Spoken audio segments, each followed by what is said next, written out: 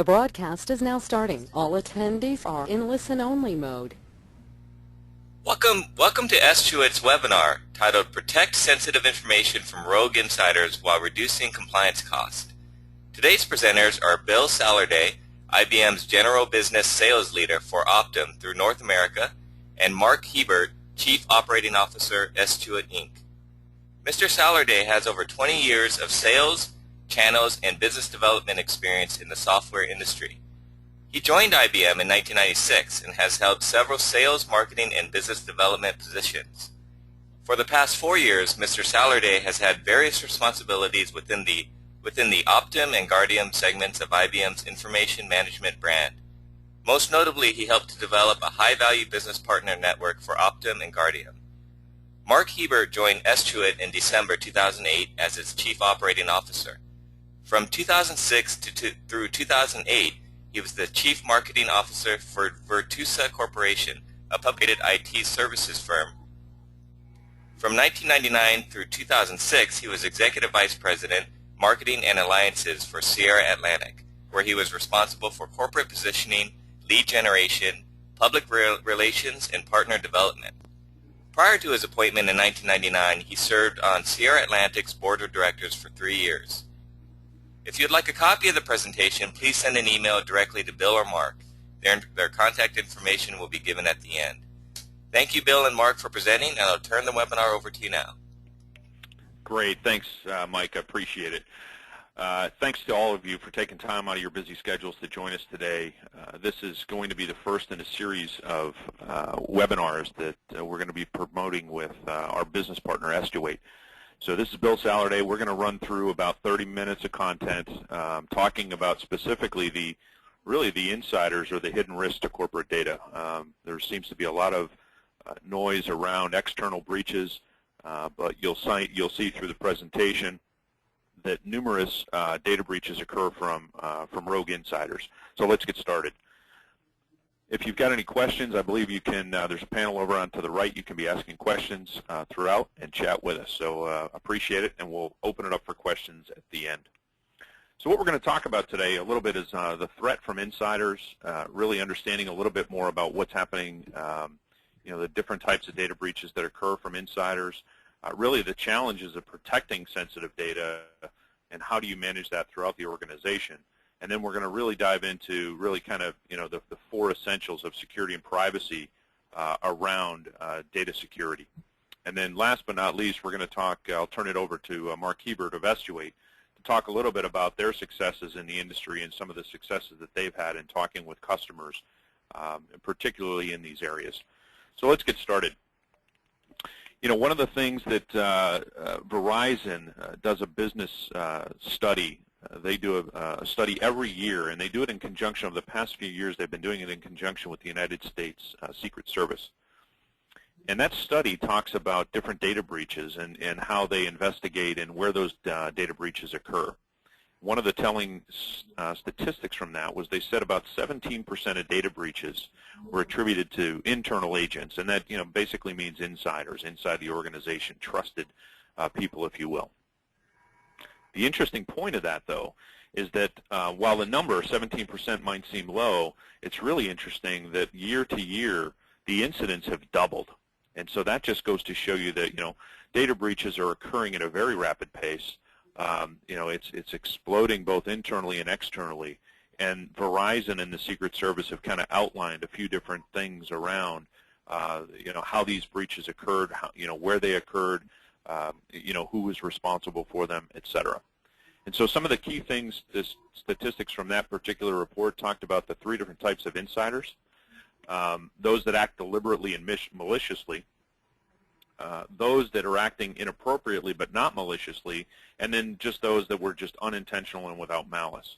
The interesting thing to note here is over 93% of the internal breaches were deliberate and malicious events. Those people that went out and deliberately stole identities, stole information from the databases, from the customer data, and then were doing malicious different types of activities with that. The other interesting thing is, these are the reported incidents, right, that we're hearing about. But most likely we're not hearing about all of them because it's regular employees that are doing this, small end users, and they're really smaller incidents. But these small incidents can really turn into big PR nightmares for companies. And we'll go through a couple of the examples later. And then we're also, the other thing that they kind of identified in the report was that the more privileged and trusted employees really lead to larger breaches, because these employees have access to more data, full sets of data, et cetera, where they're taking that full sets of data as opposed to one and two, and then going out and doing, again, malicious activities with that data. Right? So let's look at some of the examples of these are actual reported data breaches, and you'll see there's a couple on here most recently. In one incident, there was an insider that was arrested on charges of selling Holocaust survivor identity information. We won't go through the details of that, but essentially they were taking information and they were selling it. The informant was telling the person that stole the data he wanted it for tax fraud purposes. So it's really interesting, and they sold the data and away they go. So that's one instance. Another one was a very unique instance, was that a company was outsourcing some of its development to a third party offshore. It turned out that outsourcer is now defunct. However, a lot of the patient information showed up on a website. Again, so that's an instance of live actual data that was sent outside the organization to a trusted partner, but yet was exposed. The next instance talks about an unprotected set of test data, similar situation, where it was sent to a development and test teams, and then that organization was robbed of several computers. And when they robbed those computers, there was sensitive information from those clients that were entrusting that third-party agent to manage that environment. And then the last one is really topical now, given the recent events in the Blagojevich trial. President Obama was subpoenaed and testified, and the documents had all been redacted. Unfortunately, it was improper redaction that took place, and it really kind of exposed some of the comments that were made by President Obama during that trial. So those are, the issue is real. It's out there. There's thousands of data breaches that occur every single year, and you just don't want your name showing up on the front pages of the news. So if we look at the next chart, this one was a survey done by Forrester. And Forrester asked, which of the following initiatives are likely to be your firm's top IT security priorities over the next 12 months? Given the amount of data breaches that are out there and the complexity of data breaches and and then the risk and compliance associated with data breaches, it's no surprise that data security, is really kind of year in, year out been the top priority for different organizations. So we continue to see that, and it's out there, and it's something that organizations are trying to wrestle with as we speak. So what do organizations do, right? So the first thing that they need to look at is where do we go from here? We know it's real. We know it's an imminent threat. We know that it's a cost-effective or a costly issue. But what do we do about it? Some organizations are just stymied by it and say, we just can't do anything, right? We've got too much on our plates, too much going on. But if you really stop and think about it, studies indicate that the cost of an average data breach is $7.2 million. The average cost of a record data breach is over $200. And so what we're finding is the risk of doing nothing, is just far too great anymore. You've got to take action. So those that are taking action, you've got two different approaches. You can take the homegrown approach of let's develop it manually in-house. But what we're finding in that is that the changes, the regulations are changing so quickly, and the granularity of control needs to be down at such a level, down by the user activity, that it just becomes cost prohibitive sometimes for organizations to try to keep up with the changes. And then, as we say here, there's new sources of threats happening, all the time, right? Whether it be outsourcing or web-facing or just stolen credentials of, or just again rogue insiders. So there's too many different threats happening in too many different ways, along with the complex regulations that are out there. So So a lot of organizations now are turning over to organizations like IBM and S2A to try to figure out, how do we implement a holistic data protection strategy, and that's what we're going to talk a little bit about today. So as we move on, really the four essentials that we're looking at around data security and privacy. Starting on the left, the first real topic that we have to worry about is discover the location of sensitive data, right? There's the old saying, if you don't know where it is, how can you manage it, right? So we've got an offering that InfoSphere Discovery that we'll talk about a little bit more in the following slides. The next column over is masking data in non-production environments. And again, given a couple of the examples given before, you can see that just taking production data and exposing it to external sources, that's an obvious problem and an obvious risk. So we're going to talk a little bit about the Optim data masking solution for masking those non-production environments. The next column over, monitor database activity and assess vulnerabilities. This talks about managing the insiders as they go about their daily routines, right? So trusted people with access to the environments and the critical sensitive data. Just being able to access, monitor, and basically prevent out of the ordinary activities from occurring. If we know that the teller is only supposed to be working from 8 to 5, but all of a sudden midnight the teller starts logging in remotely and starts doing some things, probably that's out of the norm. And so being able to recognize that as a potential threat and shut that activity down is what we're talking about when we talk about the Guardium database activity monitoring and vulnerability assessment. And then last but not least is the redact unstructured data in documents.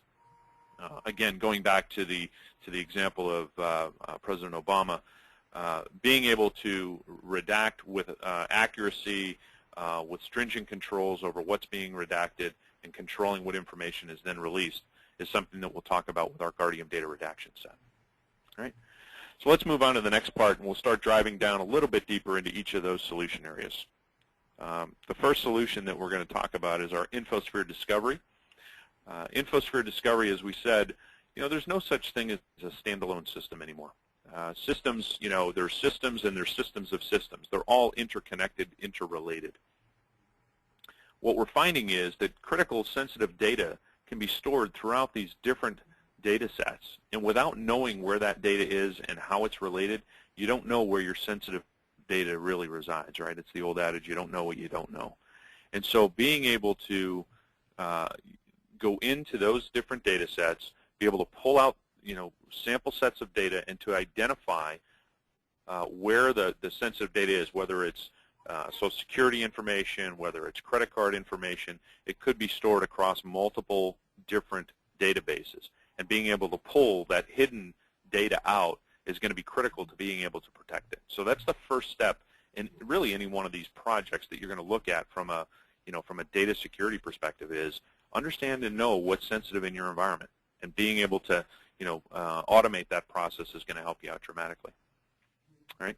So let's take a look at one of the successes around InfoSphere Optim Discovery. This is a leading automobile manufacturer. They had the challenge that they were having was all around understanding where their sensitive data was located so that they can eliminate the risk of exposing data. There was, with all the different recalls that were happening in the automobile industry at the time, this particular client really needed to take an extra effort to secure their sensitive data to make sure that it wasn't exposed. And at the same time, they were implementing a non-production data security strategy as well. So really the value that they pulled from being able to implement the discovery tool, it dramatically reduced the time versus manually going through and identifying the different sensitive data elements throughout the organization. They were able to, secure the employee and client information with authority. They knew exactly where the data was, and they could share with regulators and whatnot that the data had been accurately desensitized and secured. And then the real value that the development team got out of this was really quality and time to value in application development. So as they were rolling out new applications, they needed to be able to swiftly and accurately mask that data so that the developers would not have access to it. And so by implementing discovery ahead of that project, it helped them quickly be able to use iterations and develop iterations of the application. That's one example that we've got on that one. Let's move on to the next one, the Optim data masking solution. As I mentioned in the previous slide, the organization was looking at masking non-production data as well. So being able to de-identify that sensitive information is one thing, but being able to then take it, put it into a development and test environment to be able to get predictable, accurate and predictable results off of your application development efforts is really the critical piece there. So with the Optim data masking solution, we can take that live data that we have on that credit card information and transform it and move it into another set of data, which basically makes the valid still syntactically intact and still usable and completely referenceable when it comes to application development. So that's one of the key things that we can do with the data masking solution. And again, some of the key benefits there are going to be, basically time to value around getting your data up, getting your applications out on time, and getting more efficiency out of your application development teams.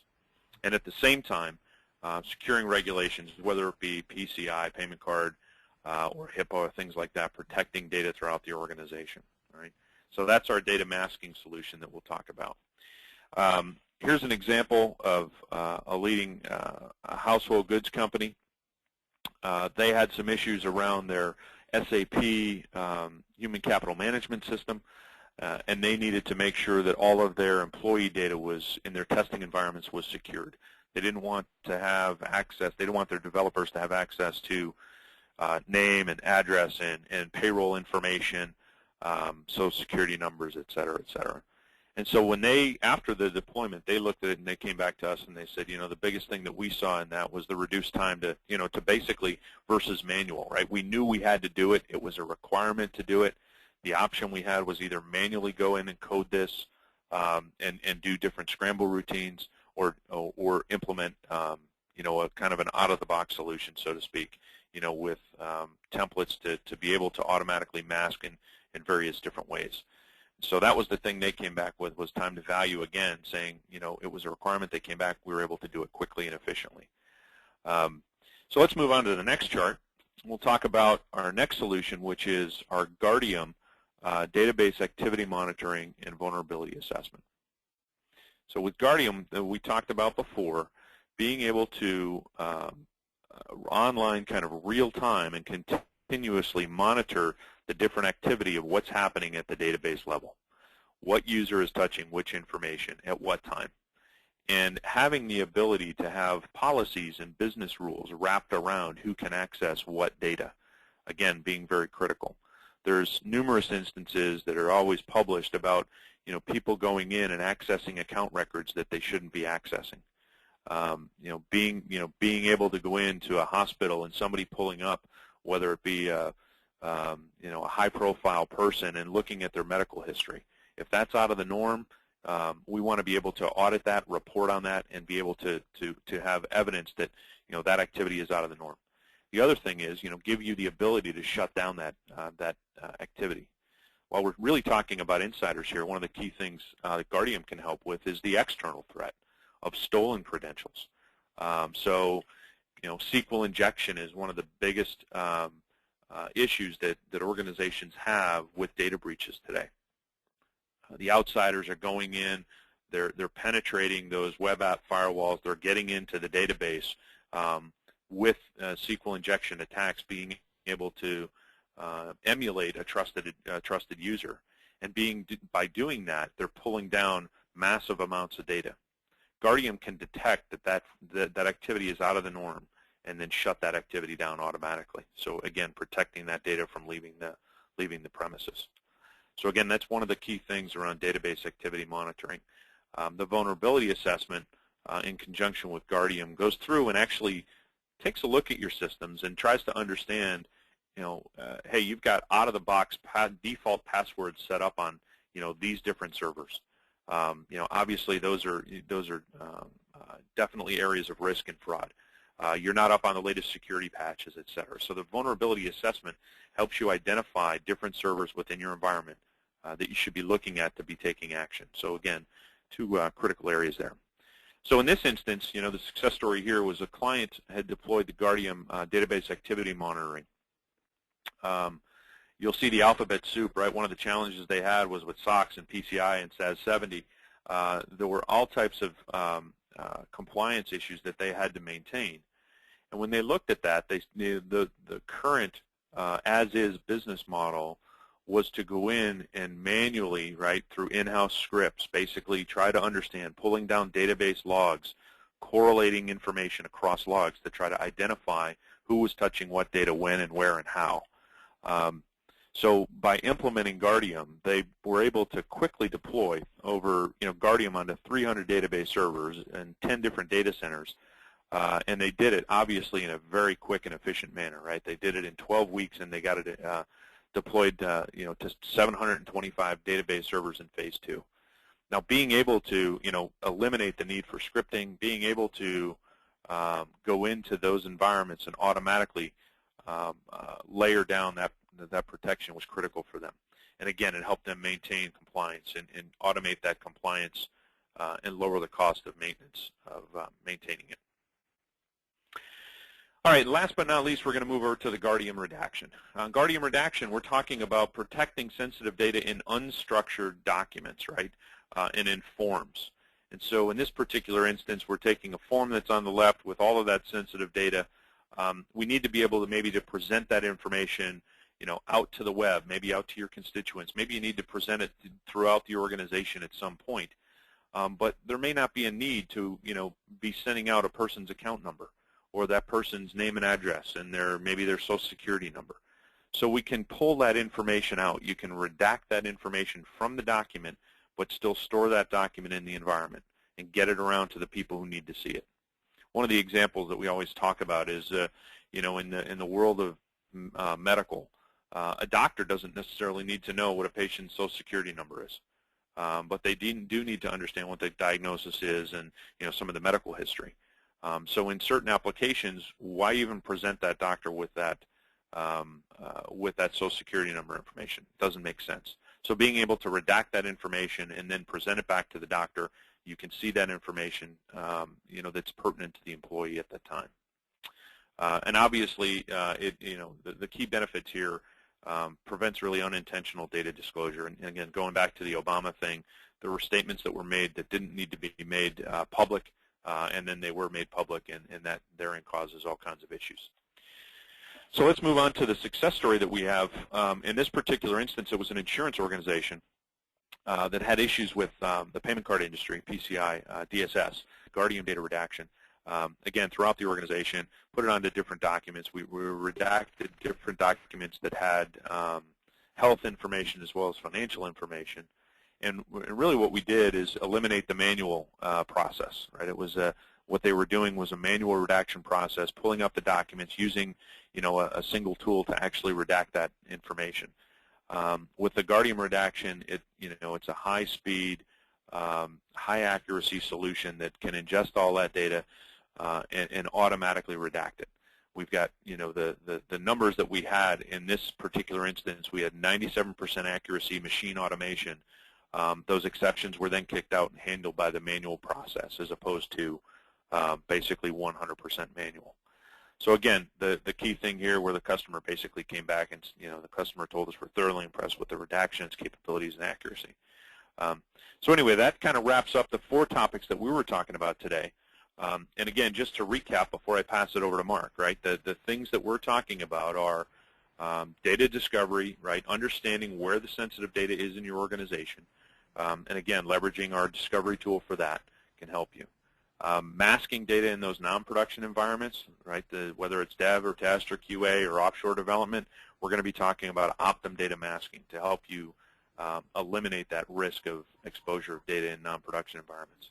For production environments, we're talking about the Guardium database activity to continuously in real time monitor those different databases and who's touching what, and doing it at a policy-based or role-based kind of method. And then the last but not least is the unstructured documents and files and forms in the organization.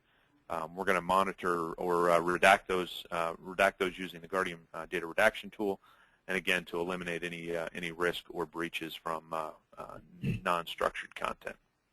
So with that, I'm going to turn it over to Mark. As Mike had introduced him earlier, Mark is the Chief Operating Officer of Estuate, one of our premier partners for IBM and implementation services and consulting services for Optim and Guardium. So Mark, over to you.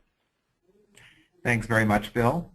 We are at ground level on a lot of these issues in the security area, particularly with respect to insiders and the vulnerability of companies with their key employees. And so I'd like to just spend a few minutes talking about our perspective in working with a lot of different customers.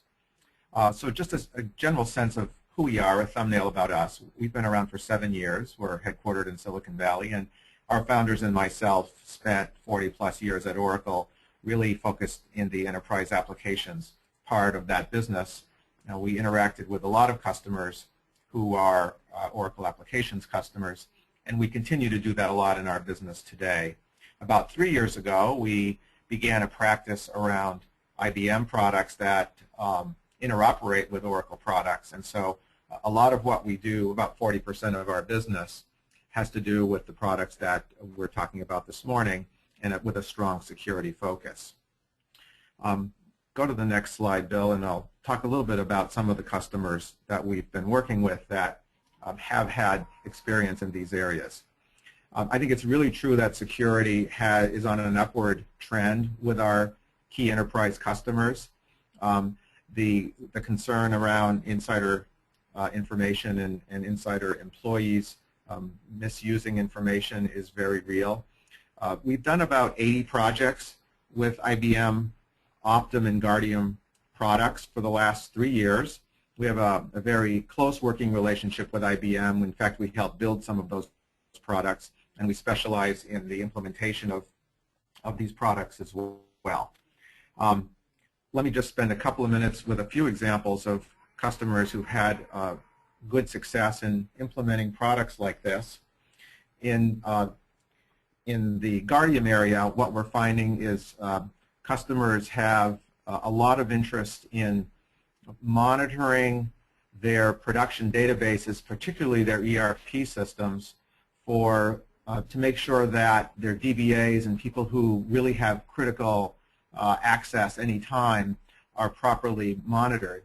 And a product like Guardium is a very quick way to get control of that situation and assure the compliance and security officers of the company that they're meeting Sarbanes-Oxley and other kinds of compliance requirements. We've done projects with Guardium at companies including Bechtel, Silver Spring Networks, and Molson Coors, all with that goal in mind. On the Optim side, in the whole area of data privacy and the sensitivity of private data in non-production systems, I'd say of those 80 projects we've completed, a third of them involve the sensitivity of data and the implementation of Optim data privacy. A couple of really interesting examples includes Pfizer and a fairly complex test environment where they were dealing with sensitive employee data in multiple systems in a sort of a system integration testing environment that required the masking of data not only in their Oracle system but also in their PeopleSoft. And so a lot of the concerns we had there was to make sure that when we masked that data, it was done consistently across major applications that integrate with each other. Another good example is the large defense industry client you see on the right. This was a European defense ministry with literally tens of thousands of employees, very sophisticated masking algorithms that was very specific to that country's security rules, and we used the data privacy product to develop fairly complex algorithms for monitoring that kind of masking that kind of data. So that's a few examples of customers that we have done work with. We are open for business throughout North America, and we'll be following up with you all who joined the call this morning. We'll send you a copy of this presentation, and we'll also send you a copy of the Verizon report that Bill described at the beginning of the session. And with that, I'm going to close it down and turn it over back to Mike for questions. Great. Thanks, guys, for presenting. To the attendees, if you have any questions, feel free to ask them via the questions function in GoToWebinar, and we'll get them answered. Guys, we have our first question here. How long does it take to implement data masking? So it's very interesting. These products, including the data privacy product, are really designed to provide quick hits and very fast time to benefit. Most of the projects that I described, the third or so of those 80 that are data masking projects, were 2 months in length or less. It's very easy to pick a small project with these and sort of peel the onion back, develop the data masking for one specific database. That can be developed very quickly using discovery to make sure you've got the right data elements. That perhaps takes a week or two. And then the implementation of algorithms for masking can be done also in another week or two, and so you can actually get a project done as quickly as a month. Okay, great. And the Thank you. benefits accrue as a result. Okay, thanks, Mark. Here's our next question. How long does it take to implement Guardium for database activity monitoring? Well, in the same way, you can implement Guardium with a very small footprint as a good way to get started. The case study that Bill described was a 12-week project for something like 300 databases. But I'd say that most customers, have a small number of mission-critical databases like their production ERP systems that really require the most scrutiny. And so most of our Guardium projects actually last a week or two. You can get in, install the software or the hardware appliance, whichever approach you pick, make the connectivity to the database, use out-of-the-box functionality, say targeting Oracle E-Business Suite or other packages, and be up and running in a matter of a few days. Once you get comfortable with the product, then you can simply add additional databases and create much more sophisticated dashboards, but you get the benefit of the insider security immediately. Great, thank you. Our next question. Do you get involved in negotiating pricing for these products between IBM and your client? So as an IBM partner, we are a reseller of all these products, and yes, we do get involved in negotiating price, and many times we can offer a more attractive price than IBM directly, given the partner relationship that we have. Okay, thank you. Here's our next question. Can you and IBM outline how your organizations manage to stay on top of regulatory developments so that customers can bring in long-term partnering instead of having to do it themselves? I would say that is a specialty area that does require real competence. There are companies that specialize in local regulations and international ones. We are not yet expert in that area. We don't provide those general consulting services, but we'd be happy to refer you to others who do. Okay, great. Thank you. It looks like we have no more questions, guys. I want to thank you guys for presenting this morning. We have a recording, or we recorded this webinar as well. And can you put up a contact slide so the attendees can email or call you if they have any further questions?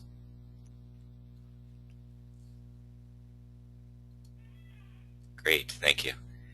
Thank you guys for presenting today, and thank you to the attendees for attending. Have a great day.